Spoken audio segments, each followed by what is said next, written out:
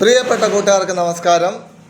നമ്മുടെ എറണാകുളം പള്ളുരുത്തിയിലെ സെൻറ്റ് റിതാസ് സ്കൂളിലെ principal madam,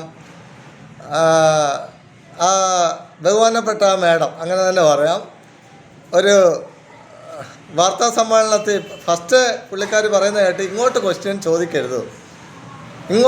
ചോദിക്കാൻ പാടില്ല, ഞാൻ പറയുന്നത് നിങ്ങൾ മാത്രം കേൾക്കുക. അതിനുശേഷം പുള്ളിക്കാരി ഒരു പേപ്പറിൽ എഴുതി വെച്ച സംഗതി വായിക്കുന്നു. ആ ഇംഗ്ലീഷ് ഓക്കെ, നമ്മളൊക്കെ സാധാരണ ആളുകളാണ്.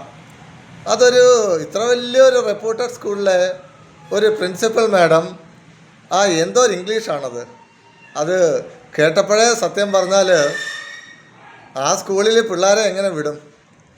അത് നോക്കി വായിക്കുന്നു, പോട്ടെ, നോക്കി വായിക്കേണ്ട, തെറ്റുകൾ സംഭവിക്കും, മനുഷ്യരാണ്, ആരും എക്സ്പേർട്ടല്ല. പക്ഷേ അറ്റ്ലീസ്റ്റ് പുള്ളിക്കാരിക്കൊക്കെ ഒരു 10 സെൻറ്റൻസ് ആ പേപ്പർ നോക്കാതെ 10 സെൻറ്റൻസ് സ്വന്തമായിട്ട് മലയാളത്തിലോ അല്ലെങ്കിൽ ഇംഗ്ലീഷിലോ പറയാനുള്ള കഴിവില്ല ആ മാഡത്തിന്.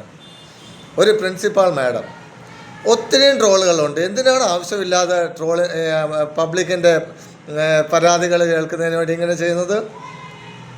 കഴിവുള്ളവരായിരിക്കും, പക്ഷേ എന്തോ വളരെ വികൃതമായ മംഗ്ലീഷും അതോടൊപ്പം അതിനോട് ചേർത്ത് മലയാളം. ഒരു കാര്യം സംസാരിക്കുമ്പോൾ നമ്മൾ ഇംഗ്ലീഷ് ലാംഗ്വേജ് യൂസ് ചെയ്യുവാണെങ്കിൽ ഇംഗ്ലീഷ് യൂസ് ചെയ്യാൻ മൊത്തം ഇംഗ്ലീഷിൽ സംസാരിക്കും, അതിനിടെ മലയാളം കയറ്റരുത്. മലയാളം സംസാരിക്കുന്നെങ്കിൽ അതിൽ മലയാളം മാത്രം സംസാരിക്കും, ഇംഗ്ലീഷ് യൂസ് ചെയ്യരുത്.